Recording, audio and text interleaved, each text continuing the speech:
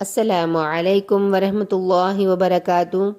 پیارے بچوں، آج ہم امہات المومنین کے بارے میں سنیں گے۔ اعوذ باللہ من الشیطان الرجیم، بسم اللہ الرحمن الرحیم۔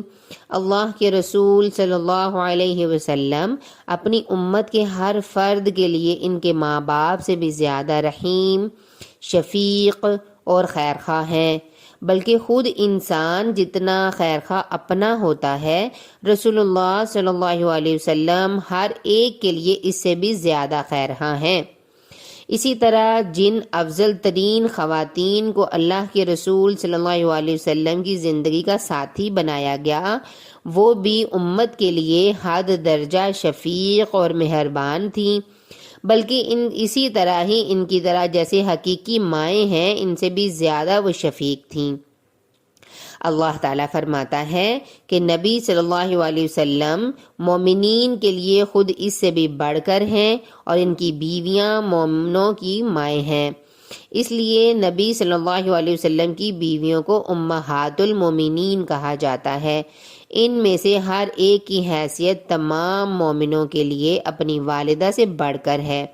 اسی وجہ سے نبی صلی اللہ علیہ وسلم کی وفات کے بعد ان میں سے کسی کے ساتھ بھی نکاح کرنے کو ممانعت قرار دے دیا گیا، یعنی ممنوع تھا۔ اللہ تعالیٰ نے فرمایا، اور تمہارے لیے یہ جائز نہیں کہ تم اللہ کے رسول کو ایذا دو، اور نہ یہ جائز ہے کہ تم ان کی وفات کے بعد کبھی بھی ان کی بیویوں سے نکاح کرو، بے شک تمہارا یہ فعل اللہ کے نزدیک بہت بڑا گناہ ہے۔ سیدہ خدیجہ رضی اللہ تعالی عنہ سے آپ نے پہلی شادی کی جبکہ آپ 40 سال کی تھیں، اور آپ صلی اللہ علیہ وسلم 25 سال کے تھے۔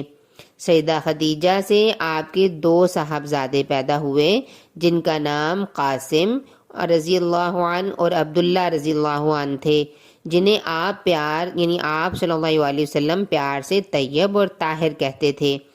اور 4 صاحبزادیاں پیدا ہوئیں، جن کے نام زینب، رقیہ، ام کلثوم اور فاطمہ رضی اللہ تعالیٰ عنہ تھیں۔ حضرت خدیجہ رضی اللہ تعالیٰ عنہ کے انتقال کے بعد آپ صلی اللہ علیہ وسلم نے اور شادیاں بھی کی تھیں، جن کے بارے میں انشاءاللہ ہم آگے سنیں گے۔ جزاکم اللہ خیر۔ السلام علیکم ورحمۃ اللہ وبرکاتہ۔